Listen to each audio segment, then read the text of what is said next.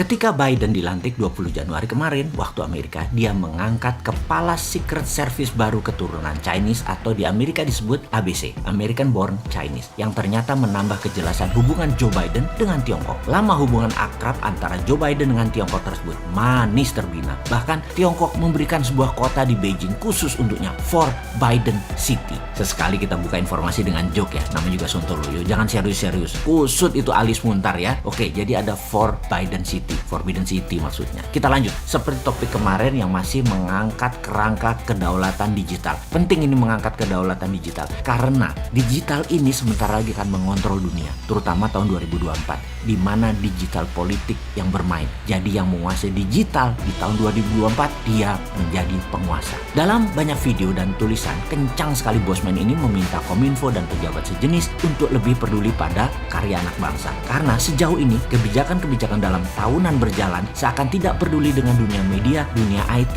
dan dunia digital karya anak bangsa. Jadi terkadang rakyat harus mengurut dada karena memang sulit ya kalau pejabat tidak paham bela negara. Begini saya cerita ulang cara membangun bisnis karya anak bangsa versi Mardigunomik. Kekuatannya ada di swasta. Lupakan membangun ala Tiongkok yang menggunakan kekuatan BUMN. BUMN Tiongkok itu yang punya PKC, Partai Komunis Cina, bukan negara Cina yang punya BUMN. Jadi mudah ngelolanya. Kalau sekarang yang punya negara rumit sekali. Tapi jujur saat ini BUMN itu kan harusnya milik negara katanya. Namun faktanya dikuasai oleh titik-titik-titik. Monggo isi sendiri. Yang jelas kalau perusahaan BUMN tidak untung atau merugi, direksinya nggak digantung. Uang teman seperjuangan semua. Kalau di Tiongkok korupsi di BUMN mampus saja lo. Artinya lo ambil hak partai, artinya lo mengambil hak negara, hukum gantung, liwat aja lah hidupmu. Di sini BUMN nggak produktif, BUMN tidak perform, CEO-nya dan direksinya rumahnya mewah-mewah, sementara minus perusahaan negara tadi harus ditanggung, kegeblekan direksi dan yang menanggungnya siapa? APBN. Dan kalau nggak perform, nggak diapa-apain, kan lucu. Enak ya di Indonesia ini. Inilah kegeblekan bernegara tingkat dewa. Oh lupa, mungkin karena kebanyakan yang jabat adalah pendukung setia kampanye pejabat tadi yang membuat dia jadi. Ya wes sakarepmu lah PN. Suatu hari juga kamu ada limitnya. Suatu hari kamu tergantikan. Suatu hari kamu siap nggak siap. Jadi sing hati-hati jadi pejabat. Suatu hari kamu tidak menjabat, itu aja saya ingatkan. Oke, kita lanjut. Kali ini kita bukan bicara korupsi loh ya. Kita nyamber sedikit BUMN yang nggak perform. BUMN merugi dan lain sebagainya. BUMN itu regulator plus operator, kok bisa rugi, kok bisa kan geblek. Makanya kalau lu di swasta sudah ditolol-tololin sama pemegang saham, sudah dipecat dan dipermalukan. Kalau di BUMN dimaki-maki rakyat, dibilang rakyatnya anti pemerintah. Wih enak bener jadi pejabat, dilindungi buzzer penggiring opini. Ya wis, bahagialah hidupmu sekarang. Mau bukti lagi kalau BUMN banyak yang rugi? Banyaklah di media mainstream. Lalu cek di Wikipedia apa saja bisnis mereka. Lalu lihat daftar nama direksinya dan lihat juga apa yang mereka kerjakan di BUMN tersebut. Tidak ada, hanya sapi perah buat mengumpulkan kekayaan pribadi dan kelompoknya. Jangan-jangan kelompoknya yang menggunakan fasilitas negara. Kalimat terakhir saya ini asli provokator. Maaf ya, saya berbicara berdasarkan kekesalan pribadi atas kinerja banyaknya BUMN yang merugi. Sekali lagi, sempatkan cek di mbah Google, di Wikipedia perusahaan tadi plus anak cucunya BUMN yang induk itu hanya jadi pemeras susu negara untuk kepentingan sekelompok. Percaya saya. Ya itu aja ya. Oke, satu lagi. Bagi kaum emak-emak yang suaminya, ini sekedar mengingat bagi kaum emak-emak, kaum tante-tante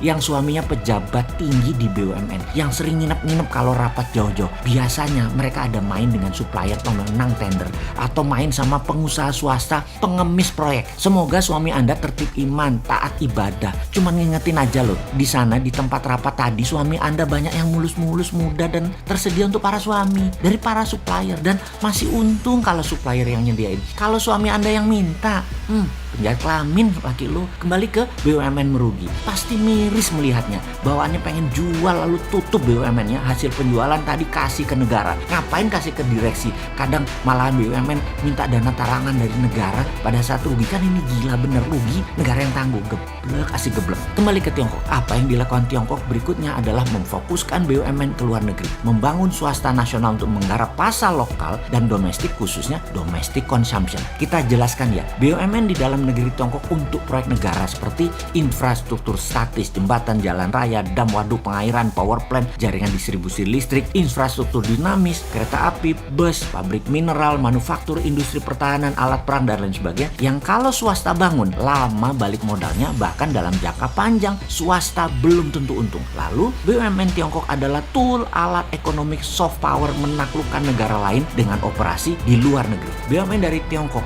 salah satu war tool dalam kolonialisasi modern. Lalu Tiongkok kemudian membangun swasta, namun tidak boleh mengendalikan lebih dari 70% pasar karena kena undang-undang monopoli seperti yang dituduhkan kepada Jack Ma saat ini. Untuk membangun swasta bukan saja fasilitas yang diberikan oleh negara, tetapi melindungi mereka, protek mereka dari serangan swasta asing atau negara asing yang masuk ke Tiongkok mengambil pasar Tiongkok. FDI atau Foreign Direct Investment di Tiongkok produknya harus 100% ekspor keluar dari Tiongkok. Beda dengan negara yang tidak berdaulat seperti negara tetangga kita. FDI masuk produknya terbanyak untuk kebutuhan lokal, mengambil pasar lokal, berkompetisi dengan UKM lokal. Jadi rakyat di negara tidak berdaulat, BUMN yang memakan UKM dan pasar rakyatnya sendiri. Itu ada di negara tetangga contohnya. Ditambah asing masuknya dipermudah untuk menggarap pasar rakyatnya sendiri. Nah, itu hebatnya negara tetangga tadi. Bagaimana cara melindungi swasta di Tiongkok sekarang? Perlu anak bangsa dilindungi dari predator besar asing sampai menjadi dewasa dan besar. Misalnya Renren dilindungi, Facebook tidak boleh masuk Cina sampai Renren menguasai 60% pasar Cina. Didi Sucing transportasi menguasai 60% pasar Cina. Baidu menguasai 60% pasar Cina, baru Google boleh masuk. Indonesia kalau mau maju, aplikasi anak bangsa lindungi. Kalau nggak dilindungi, Gojek itu udah kehabisan nafas, dijual ke asing lah kayak sekarang. Catatan, Gojek memang produk anak bangsa, tapi pemiliknya mayoritas asing. Telat iki diproteknya.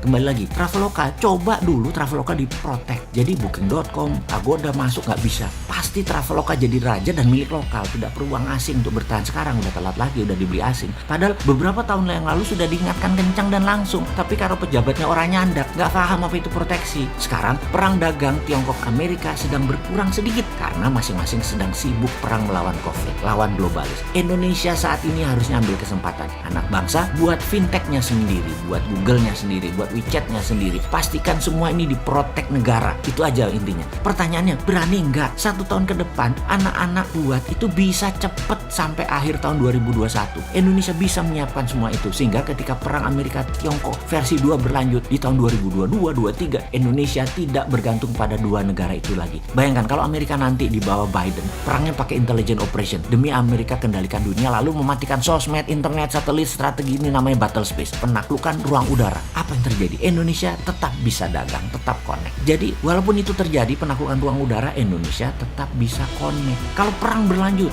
4G-nya sama Cina dimatikan, 5G-nya Amerika dimatikan, masa Indonesia masuk jadi fair state karena nggak ngerti mengantisipasi ini semua, Indonesia jadi negara gagal? Jangan, kita harus punya milik sendiri, tidak pakai asing. Telekomunikasi itu proyek strategis negara, coba lebih diperhatikan wahai pejabat. Karena masalah ini semua, maka sekarang kita ingetin, bangun swasta, dukung dengan fasilitas. Maaf nih ya, yang tadi pakai bahasa geblek, abisan pakai bahasa sopan nggak ngeh juga sih. Jadi ya saya pilih pakai bahasa geblek-geblek biar tersinggung, biar tambah kepanasan, supaya langsung gerak, supaya langsung action. Tapi apa nggak juga ya, dasar lu ah.